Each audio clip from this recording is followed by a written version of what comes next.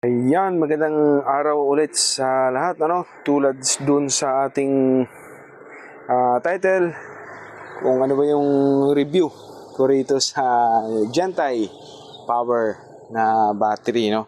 So, matagal na rin itong namayagpag sa online, Shopee, Lazada.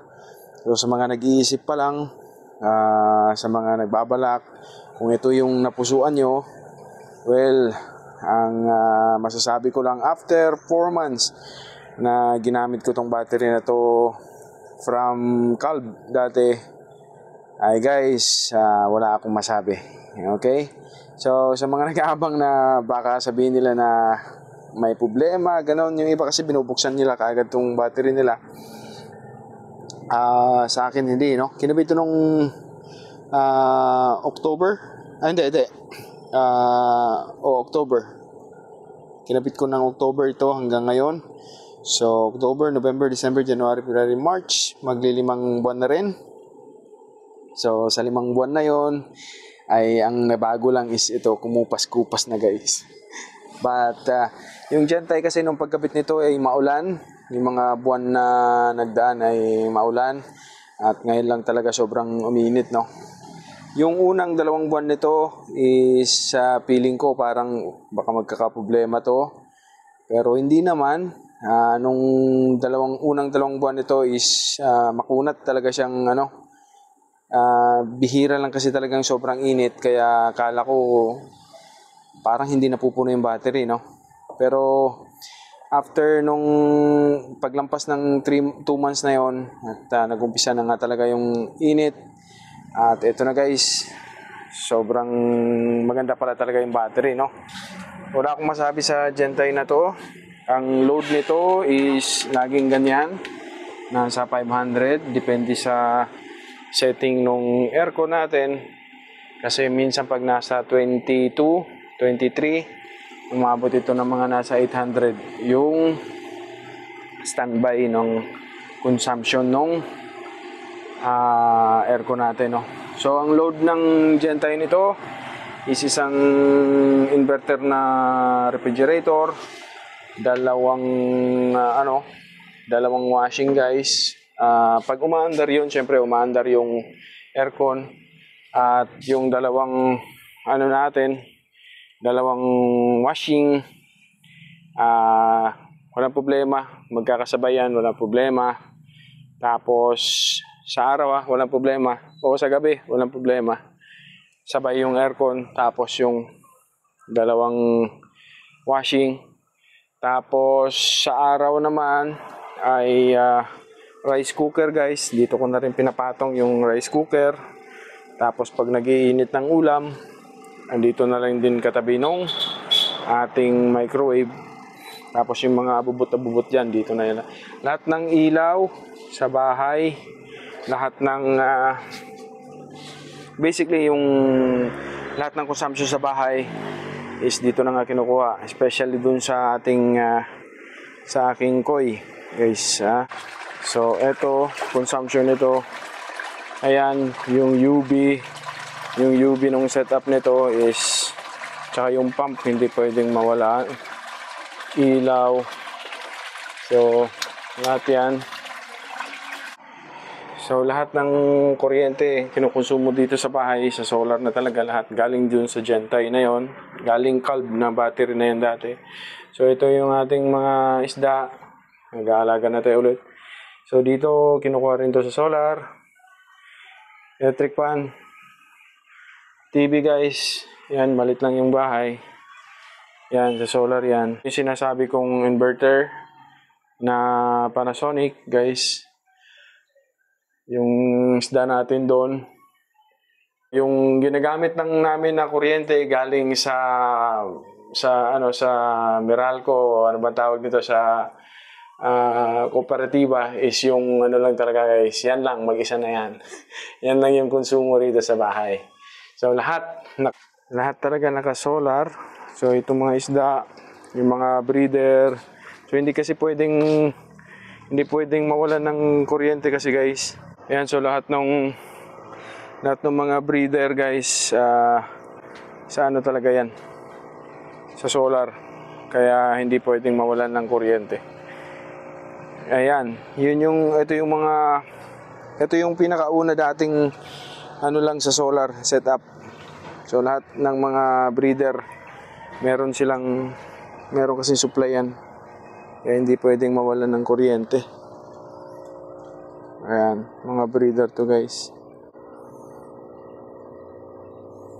Blue Dragon guys. Double sword.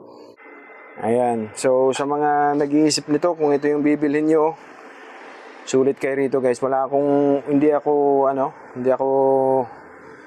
koneksyon sa brand na to, pero ang masasabi ko lang talaga, matagal na rin akong nagso-solar guys, pero ito galing pa nga ako dito sa ano ba tong brand na to? LB Topsan na mga gel type pa dati. At ginagamit na lang to para pang fan. So sa fan ng ating system, no. Yan ang nagsusupply. Buhay pa rin hanggang ngayon pero maliit lang na load. Pero guys, ito talaga, kung ito yung napusuan nyo at ito yung nakita nyong mura-mura na gusto nyong bilhin, okay, maganda talaga ito guys. Wala akong masabi. So wala akong may pipintas sa brand na to. Kung nakabili na kayo, huwag kayong kabahan. At maganda talaga. Sa mga nagbabalak pa lang, huwag na kayong magdalawang isip na kumuha ng ganitong brand. Talagang kung may peke o ano, basta sa ganitong brand, makunat, maganda. Tsaka marami na ring review. Makikita nyo naman na maganda talaga sa loob. Kasi nga meron yung clamp na bakal sa loob para maiwasan mag-bloat yung battery, no? So yan yung battery, lagi naman puno. At hanggang mag-umaga to. Minsan ginagamit sa gabi. Pag mainit talaga sa araw, ginagamit talaga yung aircon. Ginagamit siya sa aircon. So matitirhan pa ng mga 4 na bar to sa umaga. Tapos sakto pa pang saing luto sa rice cooker. Ganyan. Init ng ulam, pwede pa yung mga natitirang power niya. Pero pag hindi talaga full yung araw sa tuwing umaga, tuwing araw, hindi talaga ganun kainit, is hindi talaga ginagamit din para aircon guys. Lahat ng konsumo sa bahay, maliban na lang sa aircon, yung aircon lang ang hindi ginagamit sa gabi pag hindi talaga full yung tirik ng araw sa araw. Paano ba sa Tagalog doon, nahirapan ako. So, eto, nung sale, nung pagbili ko nito, mga nasa 18,000 guys, yung isa. Nagkataon lang siguro yon, o basta nakuha ko ito sa 18,000 yung isa. Tapos, ang tanong is, nakabawi na kaya ako? Okay. So, ito yung as of the moment, ito yung na ilabas niyang kuryente, 2,760 kilowatt hour. So, let's say, ilagay natin yon. Check na lang kung nagkamali ako.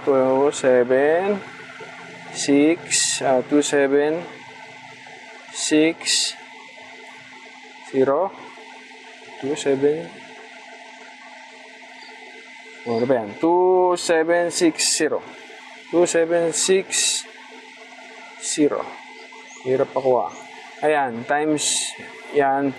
Pagpalagay na lang natin ng kuryente sa inyo, sa Meralco, ano mang sa grid nyo, kung ano man yung ang tawag nito, rating per kilowatt nyo. So dito sa amin, let's say 15 pesos per kilowatt, which is ito yung napoproduce. 2,760. Ayan nga, times 15 pesos. So, nakatipid na ako na ano ko na yan.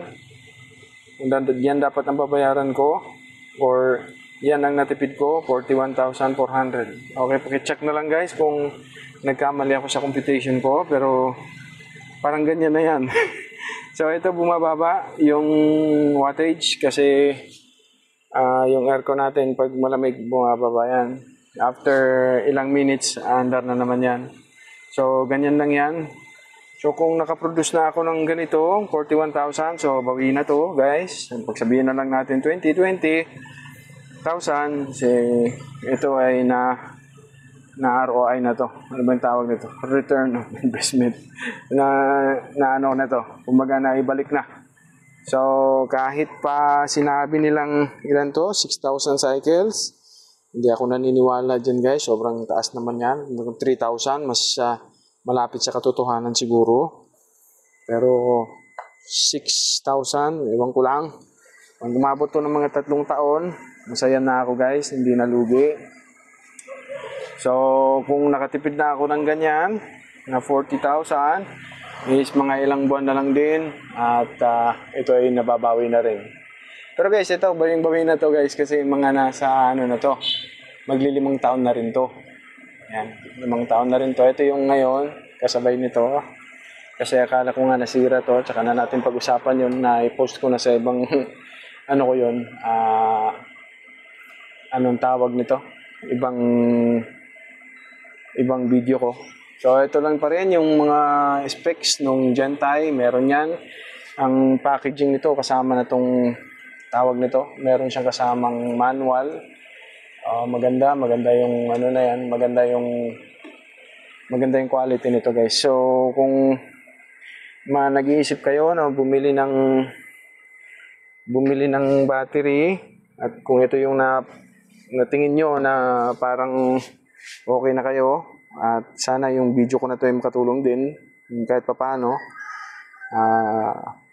Huwag na kayong magdalawang isip, guys.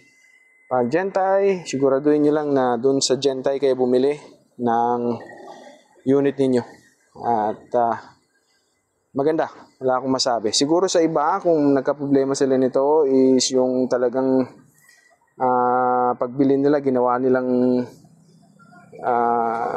tawag nito, ginawa nila torture test yung ginagawa nila, kaya siguro masisira. Pero wala pa naman ako nakita sa online na nagkakaproblema sa brand na to. At saka yun nga, ito sa tingin ko lang is parang rebranding to sa Ecoworthy, kasi same lang naman yung tawag nito, yung logo, lahat na yan sa loob. At nang bago lang is yung Gentai na pangalan, which is yung sa overseas o sa ibang bansa ay Ecoworthy, especially dun sa UK tsaka sa US. So, ganun yung laman. Hindi ko nakita yung laman, hindi ko binuksan, wala namang problema. Hindi ko nilagyan ng tawag nito,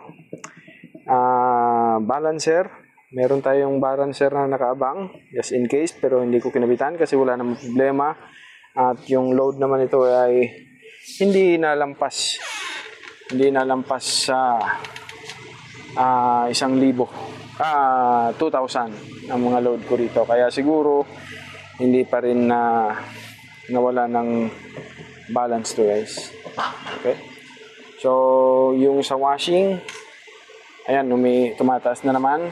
Ayan, kasi umandar yung aircon natin, guys. 3, 4, okay, 300 hanggang nasa 500 lang yan. Ayan. So, yan lang yung load niya. Nasa 25 degrees yung ating aircon. Ay, akit pa pala. Ayan, oh. So, yan siya. 600. Tapos yung ating ampere na inuhugot sa ganyang load is nasa 25 amperes. From battery to inverter, 25.3 amperes.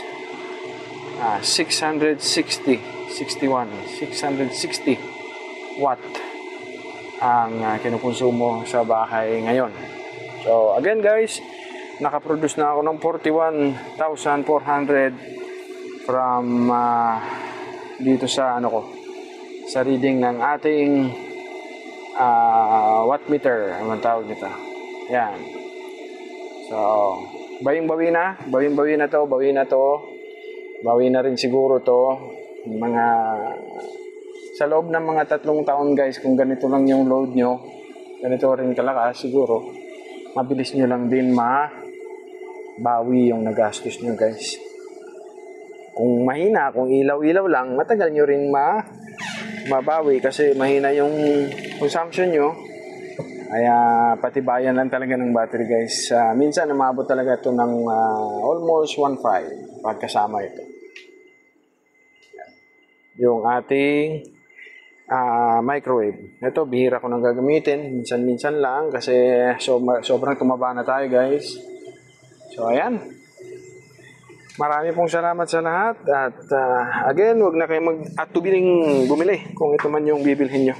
Huwag nyo lang talagang imbis na bumili kayo ng ganito at sinakal nyo ng sinakal, inang tawag nito, tines nyo ng tines na kung hanggang saan talaga yung kaya, baka masira lang yung battery. Gamitin nyo lang po sa